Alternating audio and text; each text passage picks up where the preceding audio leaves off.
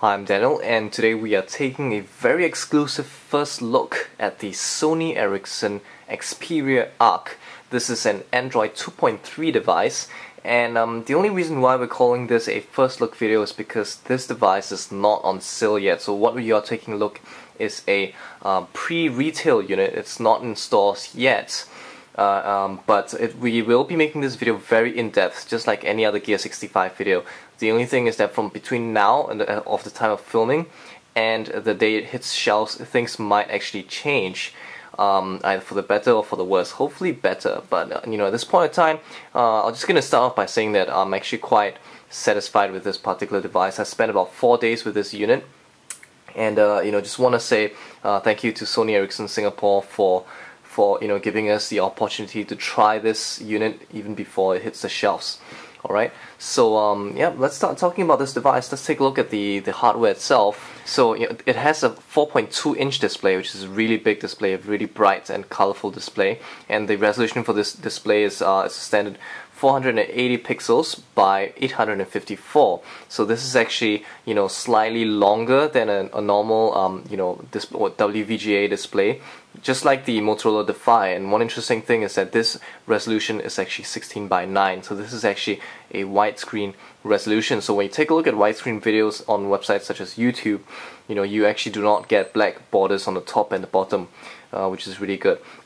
Okay, so it's a very nice display. This is an LCD display, not an OLED display unfortunately, but it still is a very good display. Okay, and then so let's take a look at the other parts. We've got physical buttons at the bottom. Alright, you got the home, the back, as well as the contextual menu buttons. These are standard Android buttons on any other phone, and Sony Ericsson has selected these 3 buttons. And let's take a look at the side. So right here you have a very tiny camera button. This is actually kind of surprising. It takes a little bit to get used to. This is actually a proper camera button, so meaning you can push it. It's a 2-level camera button, but it's very tiny. On the side here, this is actually a micro USB port. Now, when I first saw it, I thought it was a proprietary port, but when I tried plugging a micro USB cable into it, it actually works perfectly fine for both syncing as well as charging and transferring files. So even though it's a perfectly rectangular, it is actually a proper micro USB port. So what this probably means is that you can actually Sony Ericsson will probably have its own kind of a proprietary cable that will allow it to support more things than just data and power.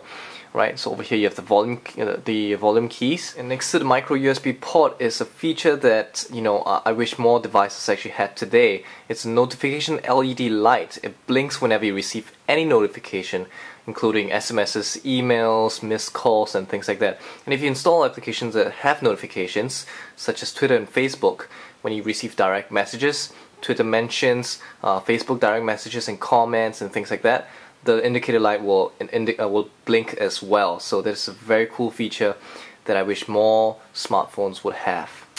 And on the top here you have a micro HDMI port, which is great. So you can actually watch HD videos from this device on your HD TV.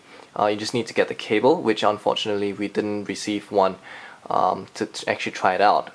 And over here you have an 8.0 megapixel camera, 8.0, alright, with an LED flash, which is cool. And you have over here a second microphone. So this microphone actually allows you for noise cancelling, and it really allows you to have much cleaner audio when you're doing phone calls or voice recordings. Xperia logo. You've got a nice speaker over here, alright, a very loud speaker, and Sony Ericsson logo. And this is the lanyard loop. Right, the first microphone. And in case you're wondering, this may look like metal, but it's actually not metal. This is actually plastic. So you can see right that this is actually a good old plastic casing. Okay, so let's come back to the front and to the top right here. Over here you have a proximity sensor as well as a brightness sensor. So this is actually not a front-facing camera. This phone does not come with a front-facing camera. On the top here you have the power button, which is also kind of small. But fortunately, unlike most Android devices, Sony Ericsson actually mapped the home button to actually allow you to turn on the display. So this is something I always complain with regards to normal Android devices, is that physical buttons actually do not activate the home screen to actually allow you to unlock. So you can actually just hit the big button right here, and you can unlock the screen without having to look for this tiny button. Another thing you might have noticed is the fact that the buttons are backlit. So I'm just going to turn off the light, and you can see right here that there are two lights here, which is good, but one thing that I wish they did was that allow the icons to be backlit as well, because in a real use scenario, when it's really dark, these two little lights are not really going to help to tell you which one is the back button and which one's the contextual menu button. Sometimes I get these two confused in the middle of the night, and I just wish that they pushed these light bulbs to the top and actually light up the icons. This is something that they do not do, which I really wish they did. And on this side you have a 3.5mm headphone jack. Alright, so I don't think I missed out anything with regards to the hardware. One thing you might notice is that it's really thin and it's really light. Right, so this is one of the great things about the design of this phone. It's really light and thin, which I'm very fond of. So let's take a look a little bit at the software, shall we? I mentioned earlier this is an Android 2.3 device, otherwise known as Gingerbread. And the other cool part about this phone is that it's running on a Snapdragon 1 GHz processor. And in the past 4 days that I've been using it, this device hasn't really slowed down much. I'm not sure if this Android 2.3 has solved the issue of the device slowing down after a few days, but I certainly did not experience it with this particular device, so that is actually a good thing. So in terms of user interface, the things that they've customized, one thing that they've done actually is they've done less customizations compared to what they've done with previous Xperia Android devices, which is good, because one of the features that they used to have is something called Timescape and Mediascape and so on and so forth, and they were actually built into the user interface. But right now, these features are just merely widgets. So what you see right here, this is the Timescape widget, and from this widget you can see the latest tweets, Facebook status updates from your friends, as well as latest SMSs. But you know, one complaint that we always had with this feature is that it's not very practical. You know, you can only see one at a time, and you know, it doesn't update very frequently automatically. It only updates once every 25 minutes or something like that. Even if you actually set it to make it faster, it just isn't as good as the official, you know, Twitter and Facebook widget. And the other thing that I find very silly is that when you click on one of these plates, these icons, instead of launching a Facebook application or Twitter application, they actually launch the touch version of the website, which is, I find it very pointless. Even if you install the official Facebook application, it does not bring you to the Facebook application. Instead, it launches the website. So that's kind of silly. So what I do is I'll just take it and chuck it away, and then install the proper Twitter widget, which is a lot more functional, which you can now do because they've turned all these features into widgets, which is something I'm very happy about with this particular phone. The widgets that come with the device are not too bad. Apart from Timescape, the rest of the widgets are actually quite okay. So here you have the music player, which gives you a very nice widget that shows you the album art and gives you controls to the music player, alright, and matches the theme of the rest of the phone. You have right here, you have this picture viewer, gives you a very quick can skim through the photos that you last took with the camera very quickly. You got standard clock stuff, music player shortcuts, photo shortcuts, and things like that. All the other widgets are also there, and the widgets really are proper Android widgets, because if you take a look at the widget screen, you don't choose Sony Ericsson widget. They're just normal widgets. On other Android phones, they will differentiate between a Sony Ericsson widget, a Dell widget, a Samsung widget from the standard widgets. So they actually put these together. Okay, so that's the widget screen. One thing you might want to take note is that there's only 5 screens on this phone instead of 7, which is 7 is the default number of widget screens you can have on a normal Android 2.3 or 2.2 device, and this one only has 5. So that's one thing that's not so good. Okay, now at the bottom right here you have shortcuts to applications that you want to frequently access to, and the great thing about this is that apart from just icons, you can actually create folders, alright, which you can customize. And creating folders are as easy as just dragging an icon and dragging them on top of the other one, and you can quickly create a new folder. Alright, you can take them out of the folder later on as well.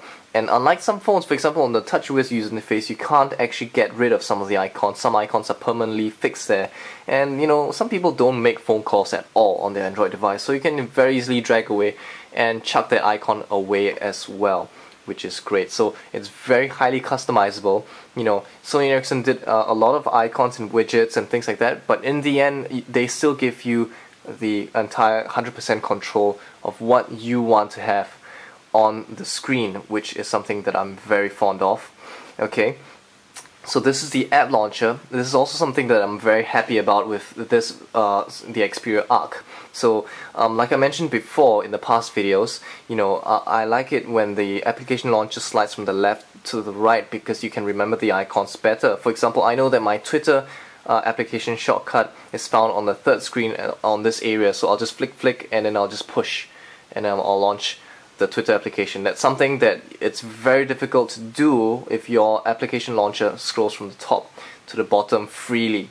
Alright, and so that is one good thing about it. And you know, the great thing is that they remembered to allow you to customize where the icons are. That's something that the Dellscape user interface did not do. Alright, so that is very good. And also at the same time, you still can sort it in other ways. You can sort it according to alphabetical order, or you know, the most recently installed applications. But you can always go back to the free sort. It will actually remember the way you sorted the icons before you changed away from that setting. You just hit the home button and you get back to the widget screen. Okay, so yeah, so far I'm quite fond of it. They did not do any customization to the notification panel, unfortunately. So the music player, for example, will not have a notification icon here to allow you to control the music player from other applications.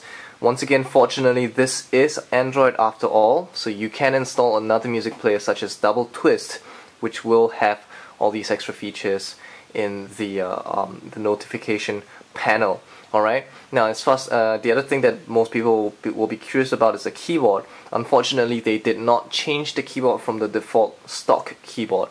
So, but the good thing is that, you know, Google actually improved some features from in Android 2.3 with regards to text input, as well as the ability to select text is now a lot more easier, more intuitive compared to when in previous versions of Android. So that's one of the advantages of the brand new Android 2.3 software.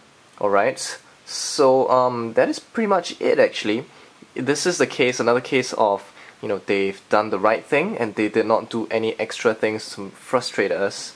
Alright, so I'm very fond of what they've done with the user interface right now, and you know, it's actually quite functional and practical, yet at the same time very customizable. Another thing Sony Ericsson did was change the lock screen, but you know, all they did was change the design. As far as the feature is concerned, it's still the same. You can actually slide it this way to turn the sound on or off, and then just swipe this way to unlock it. So it's actually the same as a normal Android device. It just looks a little bit different. Okay, so this is the Sony Ericsson Xperia Arc. It's an Android 2.3 device. It's not yet on sale at the time of recording. It will be out soon. As far as I can tell, this device looks pretty much ready to be on shelves today, and but it's not out yet. So expect maybe February 2011, maybe. That's just a hunch. You know, they've not told us anything official. We don't know the price for this device neither. But I think this is a device that you might want to keep your eyes on, because you know, they've done quite a bit of good things with the user interface so far. And you know, the proportions of the size of the device and all that is actually not too bad right now for a smartphone, for an Android smartphone. So that's it. If you want to check out more videos like what you've just saw, visit www.tech65.org for more of our videos, our Gear 65 videos, as well as, you know, all the other podcasts that we do. So that's it, and I'll see you guys pretty soon. Happy Chinese New Year.